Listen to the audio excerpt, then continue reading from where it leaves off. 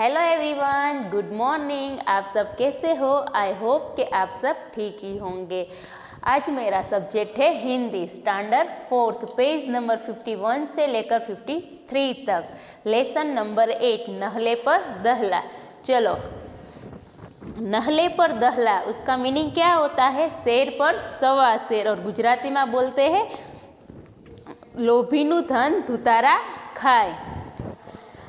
एक सेठ बहुत कंजूस था। वह किसी को एक पैसा तक दान में नहीं देता था। घर के लोगों को भी सुख से खाने पहनने का कोई नहीं देता था। उसके बराबर सुख खोर भी कोई दूसरा नहीं था। उसकी कंजूसी से परिवार वाले भी परेशान थे। लोगों की संपत्ति पर खर्च का नाम सुनकर उसे बुखार आ जाता था। यहाँ पर एक सेठ था, वो बहुत ही बड़ा कंजूस था। वो दान भी नहीं करता था। उसके पास पैसे बहुत सारे थे, लेकिन वो कंजूस था, इसीलिए वो दान भी नहीं करता था और घर के लोगों को भी सुख शांति से खाने नहीं देता था। और दूसरे का भी वो खर्च देखे तो उसको बुखार आ जाता था, क्योंकि वो लोभी था। इसीलिए एक ठग ने सोचा कि किसी तरह इसे सुम से कुछ ठगन चाहिए। उसके पास लाखों रुपये है, पर यह किसी को एक पैसा भी नहीं देता। दान पुण्य के नाम पर तो शून्य है। अपने नौकरों को भी पूरा मेहनताना नहीं देता था। उससे किसी उपाय से रुपये एकठने चाहिए। यहाँ एक ठग ने ये सेठ को जानता था। उसने देखा कि ये बहुत ही कंजूस है। इतना सारे रुपये होकर भी वो किसी को दान पुण्य भी नहीं करता था। उसके नीचे जो काम करते थे उसको पूरा जो जितना काम करना चाहिए, उसकी मेहनत का पैसा मिलना चाहिए, वो भी उसको नहीं देता था। तो ठग को एक विचार आया। ठग ने भेष बदलकर सेठ के पास गया और कहने लगा, सेठ जी, हमारे घर मेहमान आए, बर्तनों की ज़रूरत है। कृपया 8-10 बड़े बर्तन देने का कष्ट करें। मैं कल आपके बर्तन वापस कर दूंगा। ठग यानी लुटारा ने एक विचार आया कि ये बहुत कंजूस है, किसी को दान भी नहीं देता, इतना सारा पैसा होकर भी। तो उसने भेष बदलकर सेठ के पास गया और कहा कि हमारे घर मेहमान आए, तो 8-10 बर्तन मुझे चाहिए, तो आप दीजिए। એટલે सेठ ने कहा ना नुकर करके बाद उसे 8-10 बर्तन दे दिए। अगले दिन वह ठग बर्तनों को 5-6 अन्य छोटे बर्तन के साथ लौटाने आया। सेठ ने बर्तन संभाल के बाद पूछा कि ये छोटे बर्तन कहाँ से आए?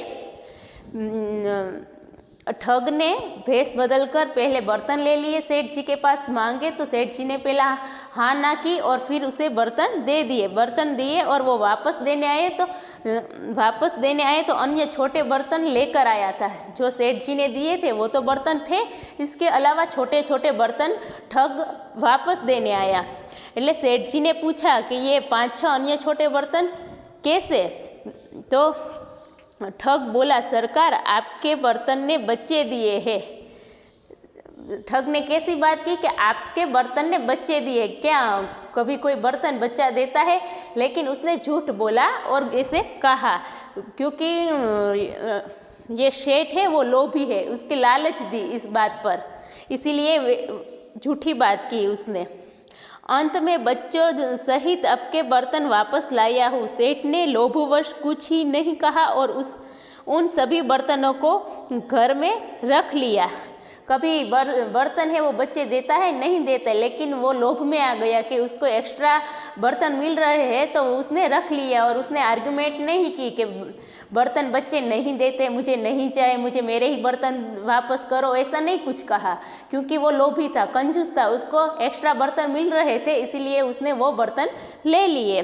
कुछ दिन के बाद वह ठग फिर आया और बोला, सेठ जी, परसों लड़की का विवाह है, इसीलिए आपकी बार आप मुझे सोने चांदी के बर्तन कुछ दिन के लिए दीजिए। सेठ ने कहा, सोने चांदी के बर्तन ऐसे ही नहीं दिए जाते हैं, इसके लिए 100 रुपये रोज़ाना लगेगा।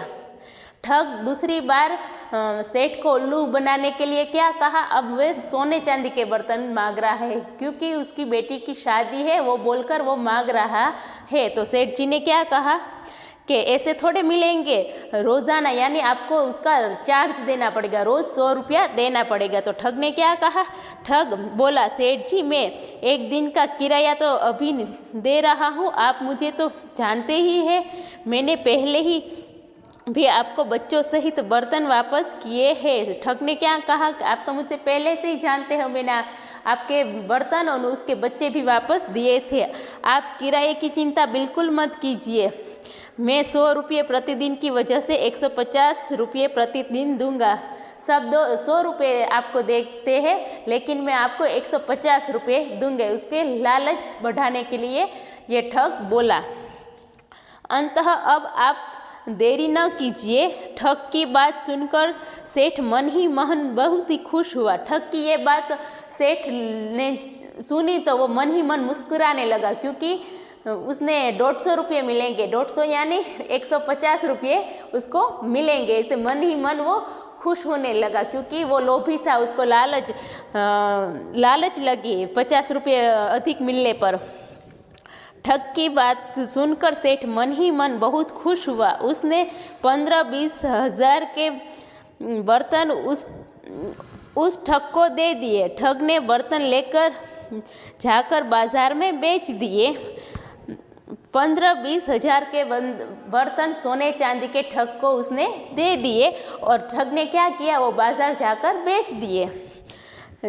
जब 8 दिनों तक बर्तन वापस न आए तो सेठ घबराने लगा। 8 दिन हो गए, वो ठग बर्तन देने नहीं आया, इसलिए वो चिंतित हो गया, घबराने लगा।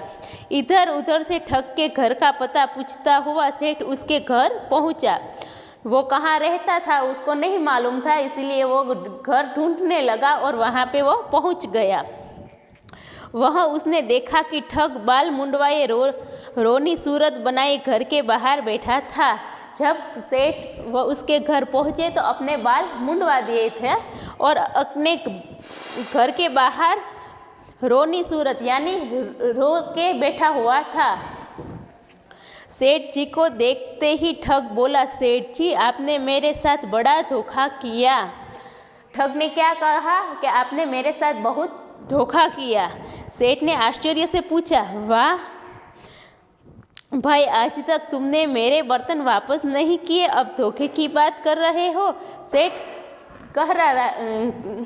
सेठ ने बोला कि बर्तन तुम ले गए, वापस तुम देने नहीं आए, धोखा मैंने किया या आपने किया, ऐसे बताना चाहता है। तो ठग बोला, सेठ जी आपने मुझे मरणासन बर्तन दिए थे। उसने क्या कहा ठग ने कि मरणासन એટલે मरे हुए बर्तन आपने मुझे दिए। तो घर आते ही सभी बर्तन मर गए। आपके बर्तन में घर लाया तो सभी बर्तन मर गए। बर्तन में जीव होता है तो वो मरे या बच्चा दे, ये तो सब व्यर्थ बात है। लेकिन पहले सेठ जी ने उसके एक्स्ट्रा बर्तन ले लिए थे, बच्चे के आपके बर्तन ने बच्चे दिए हैं इसलिए। तो ठग ने उसको उल्लू बनाने के लिए क्या कहा कि आपने तो मरे हुए बर्तन दिए, मेरे घर आते ही सारे बर्तन मर गए, मुझे उनका दाह संस्कार करना पड़ा और 13वीं में 800 रुपये भी खर्च करने पड़े। घर आए तो उसको दाह संस्कार यानी उसको अग्नि संस्कार करने पड़े और उसका 13वां ही करने में मेरे 800 रुपये भी खर्च करना पड़ा। उसकी 13वीं करनी हो तो उसमें भी खर्चा लगा और उसमें 800 रुपये मेरे खर्च हो गए। ऐसा ठग बोल रहा है, ये सब ढोंग कर रहा है, नाटक कर रहा है और सेठ जी को अपनी जाल में फंसा रहा है। हाय राम, इस सेठ ने तो मुझे जानबूझकर मरणासन बर्तन दिए, मेरी नाक कट गई। उसको अभी फंसा ही रहा है और कह रहा है कि ऐसा झूठा नाटक कर रहा है कि मुझे मरे हुए बर्तन दिए और मुझे कहीं मुंह दिखाने के लायक नहीं रहा। तो सेठ के प्राण सूख गए। वो तो बोल भी नहीं सकता क्योंकि उसने लालच में आकर पहले उसके एक्स्ट्रा बर्तन ले लिए थे। तो वो रिप्ले दे तो क्या दे। बोला, अरे यह क्या बक रहे हो, क्या बर्तन भी कभी मरते हैं? उसने कहा सेठ ने कि क्या कभी बर्तन मरते हैं? तो ठग बोला, सेठ जी जब बर्तन ने बच्चे दे सकते हैं तो उनका मरना संभव क्यों नहीं है?